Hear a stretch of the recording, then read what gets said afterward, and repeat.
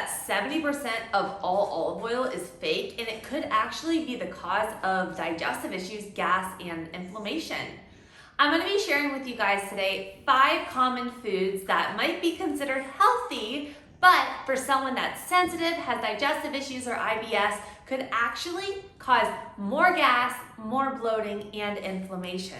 If you guys don't know me, I'm Elizabeth with ElizabethAylorFitness. Follow me on IG, TikTok, make sure to subscribe, and I'm bringing you tons of information on gut health, healing your hormones, intermittent fasting, and workouts to transform your body. Make sure to stay tuned for the end because I'm going to be sharing with you guys also my top tips on how to heal your gut and wipe out gas and bloating for good. When it comes to dealing with digestive issues, gas, bloating, IBS, and even things like SIBO, we tend to go toward healthy foods that we might think are good for us. We hear things all the time like get fermented vegetables for probiotics, add in some olive oil for those healthy fats, cut out the FODMAPs but eat more vegetables. And actually, there is ingredients in these foods that could be triggering more inflammation. The first food that could be causing your digestive issues is actually olive oil. And I bet you didn't know that over 70% of all olive oils are actually fake or they've gone rancid. And olive oil has so many benefits. We hear it all the time. Follow a Mediterranean diet. It's very anti-inflammatory, heart health. It has our oleic acid and monounsaturated fats, AKA super good for us.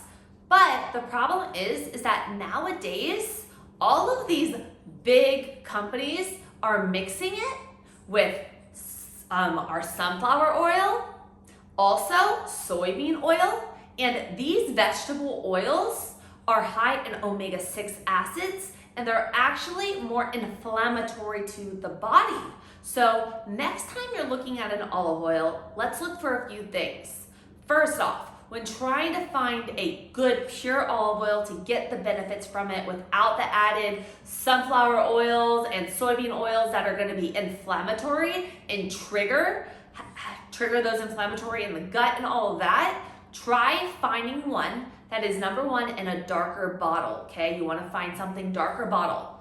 Also, look for the harvest date, not the best by date. You want to look for a harvest date because that is showing you, when it was made, because something could have a best by date but been shipped around and be like made a long time ago and it could be rancid by now. So look for a harvest date.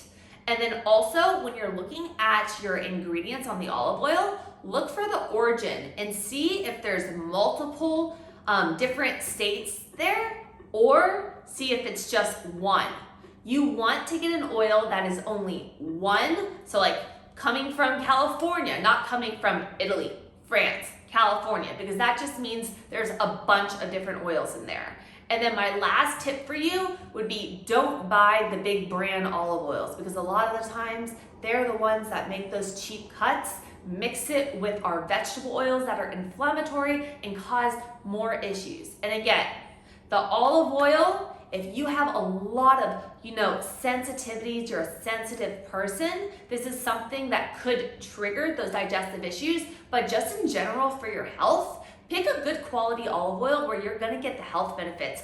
Cook with it afterwards, so don't use it with cooking, use it afterwards, so you're getting all the antioxidants, the benefits from it, and use it. It's not bad for you, it's great for you, it's just find the right one, and I'll put below one of the favorite ones that I use. The second food that could be causing your gas and bloating, it's actually egg whites. And a lot of my clients, they don't like me for this in the beginning because I have them remove egg whites from our diet when we do elimination protocols, but they see where I'm coming from. So let me break it down for you.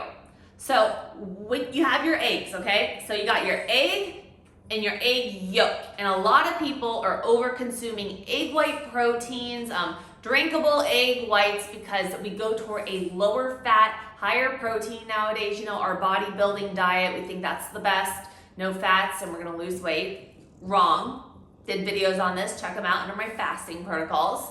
But the protein found in the egg white, some people have an allergy or an intolerance. They do not have the enzyme to break down that. And sometimes after breakfast, they may notice gas, bloating, diarrhea, and that could be an intolerance, okay? The way to figure out if you are sensitive to eggs is number one, when you're buying eggs, make sure that you're getting organic, pasture raised, and if you're super sensitive, you wanna make sure that the eggs are also not fed corn or soy, so also non-GMO, okay?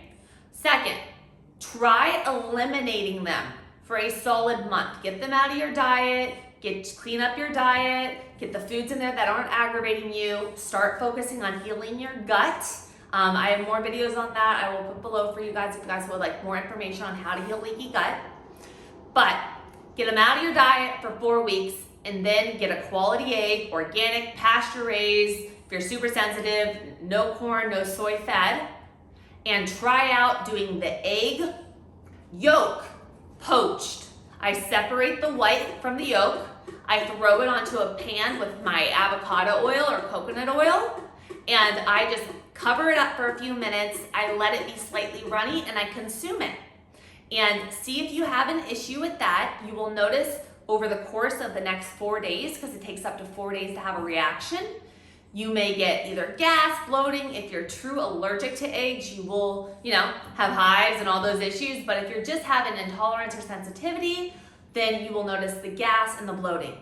If you have no issues with the egg yolk and 4 days later there's still no issues, try doing an egg yolk with the full egg white and see how you feel after that. Okay, guys? If you have no gas, no bloating, you may be fine with eggs and keep them in your diet, good balance of everything. When consuming eggs though, there are so many benefits of eggs. I call them the ultimate superfood when you are consuming them the right way. The egg yolk is what I believe to be the superfood. When you are doing it poached where it's runny, you're getting all your bioavailable B vitamins, you're getting your vitamin D, it's healthy cholesterol, healthy fats. If you want your hormones, everything, those egg yolks are so good for you. But a lot of people have the sensitivities to those whites. So if you do get gas and bloating, I know it's the ultimate breakfast food, but try taking it out of your diet for a little bit. Try doing a yolk, then the white, see how you react and go from there. And I'll put below, guys, one of my YouTube videos on 3 of my top breakfast recipes that are great for fat loss, digestive issues, and do not contain eggs if you are sensitive.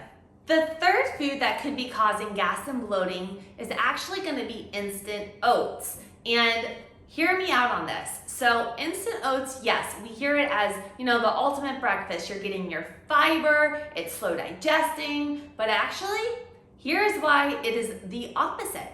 So first off, if you are celiac or you have gluten issues, okay? I'm just gonna say it like that because everyone has their different things. So if you are celiac and you are getting oats, if you are not getting them gluten-free, they could be processed in an area around wheat and there could be cross-contamination. If you are truly celiac and you buy gluten-free oats and you get gas, bloating, digestive issues afterwards, then your body, most people that are celiac almost have an immune response to the protein in the oats, which caused them to almost have that reaction like they were if they were celiac. So if you guys are celiac and you feel that after oatmeal you are getting digestive issues, that could be a reason for that. If you've tried getting them gluten-free, but you're still having that inflammation afterwards, it could be because of the protein. Another reason someone can get digestive issues coming from oats would be if you're getting instant oats and you look at the ingredients, a lot of the times there's a bunch of added sugars in there, guys. I'm sorry, sugars are gonna feed your gut, feed bad bacteria in the gut. If you already have gut dysbiosis, you don't want that. And if you guys are going for fat loss and you're more insulin resistant, you don't want this spike in your insulin levels because that's going to take you again into the fat storage mode, and we're all about optimizing our hormones, and all of our hormones, everything starts with our gut and our good gut bacteria. So this food, oats, guys, if you have digestive issues, if you're celiac, try cutting it out, swapping it out with one of my breakfast recipes that I said I was putting below for you guys, and see how you feel. It's all about trial and error. Some people are more sensitive to others. I'm just trying to share with you guys my experience in common foods that actually, when I was healing my gut, caused me more issues and things that I wish I would have known before. Because I'm sorry, all these foods, they're marketed as health foods and they are healthy for you. But if you're hypersensitive like me or some other people or some of my clients, they may bother you, and that's why I want to share you what they are. And make sure to subscribe, guys. And if this video, if you know someone who struggles with digestive issues, gas, bloating, hit that share button and share this with them. I just want to help more people. The fourth food that could be causing digestive issues is kind of like a trifecta here. So it's actually kombucha and kimchi and any of your fermented vegetables. When we hear gut health, we hear go grab our kombucha, go get some kimchi, get some fermented because of the probiotics, the good probiotics to replace that replenish the good bacteria in the gut, feed the good bacteria so that we can get rid of gas and bloating. The problem is with this. Number one, if you have SIBO or histamine intolerance, then the fermentation where the carbs are converted to alcohol, that fermentation process creates histamines and can actually trigger IBS, inflammation, gas, and bloating in those individuals with SIBO, histamine issues, or severe sensitivities, IBS. I find that when people are trying to heal their gut or people have digestive issues, they tend to go toward these probiotics just because it's always thrown out there in the market as so healing for the gut, which it 100% is, guys. It's very important to get plenty of probiotics, especially if you've been on a lot of antibiotics in the past. You need to replenish the flora. But this is the deal.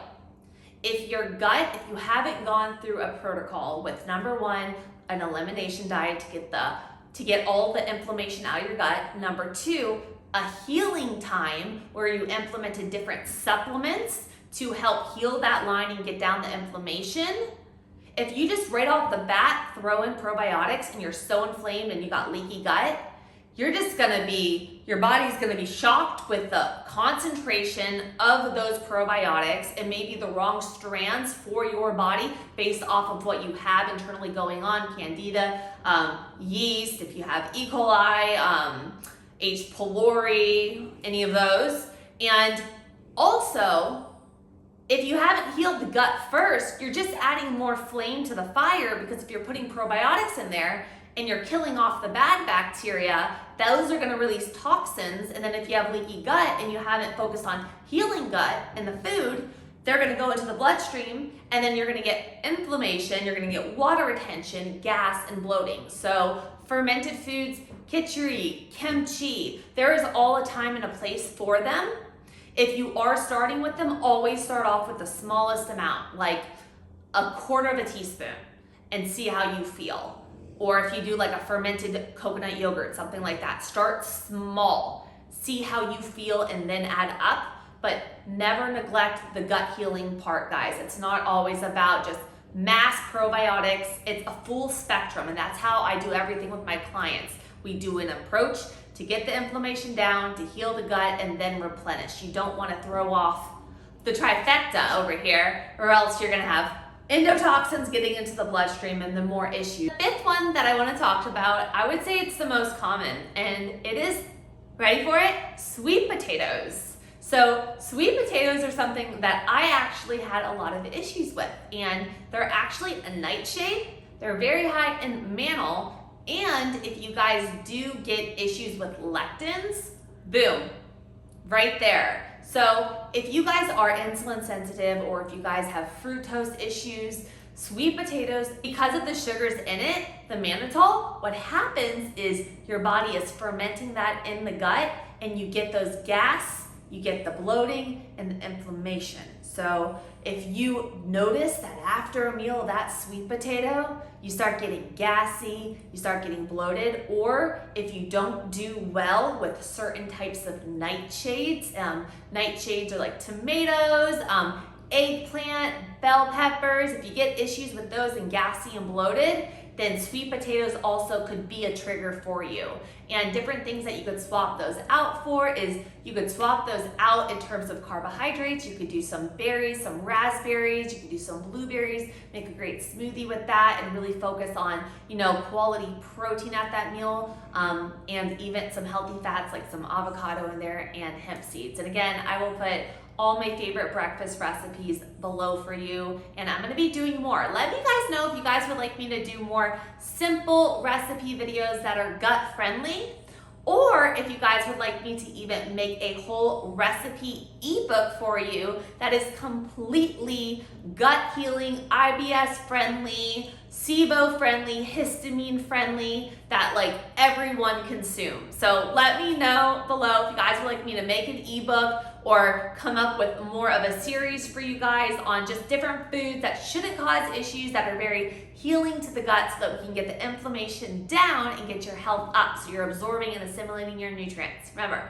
it all starts in the gut. Now that we've gone over 5 common healthy foods that could be causing gas, bloating, IBS to flare up, and just more digestive issues, I want to go through where to get started. So if you guys are struggling with digestive issues, first off, I have a whole digestive playlist that I will put below for you guys. Everything on how I healed myself from SIBO, full protocols to heal your gut from leaky gut, and SIBO. I have elimination diets, everything in my digestive playlist, okay? Also, if you need help, don't be afraid to reach out. I work with clients. I will put my information in the description of the video, and I would love to help you. But this is where you start. First off, you want to start off with your diet. You want to do some type of elimination diet, keep track of your food. Remember, it takes up to 4 days to have a reaction. So have the food, give it 4 days. If you don't get gas, bloating issues over those 4 days, keep the food in your diet, try out a new one. Step number 2, I'm gonna put below all of my favorite supplements to help heal the gut, to help bring down the inflammation in the gut, to help you absorb and assimilate your nutrients, because you could be lacking sufficient enzymes in your body. Again, as we talked about, different vitamins, minerals you need to support the gut. So I will put all of my favorite supplements below, free shipping, linked in everything. So if you wanna order through those, and don't, again, hesitate to reach out. You can send me an email and I would love to help you with that. The next thing, after you've taken some time to get your diet on point, to get your, right over here, get the supplements on point and get the inflammation down like we talked about, then that's when you start incorporating, the fermented foods, start replenishing the gut with the probiotics, and I'll put my favorite probiotic below. And then also, please make sure, guys, when you're trying to heal from any type of digestive issue, you need to focus on an underlying thing, which is your vagus nerve. And if you guys are highly stressed out, you're not making lifestyle changes, I will tell you, if you have SIBO, digestive issues, even if you're going for fat loss, you could be doing every right diet, all the right supplements, but if you are not focusing on having your morning routine, getting your stress down, doing those things to stimulate your vagus nerve. I love having like a photo album I have, and I like to look at it, and I have all my happy memories in there, because happiness and gratitude stimulates the vagus nerve, which gets you out of that sympathetic response, the fight or flight, and into the calm. So you got diet, elimination diet, bring down the inflammation to start healing the gut, put the good probiotics and everything back into the gut, and while you're doing that, working on your vagus nerve, gratitude, and yourself. Again, if you guys need help with any of this, just reach out to me and get ready. I got new videos coming at you 3 times a week, so make sure to turn on that bell icon, make sure to subscribe below, share this video with a friend who has digestive issues, and I hope to see you guys this Wednesday, because I have a new workout coming your way. Bye.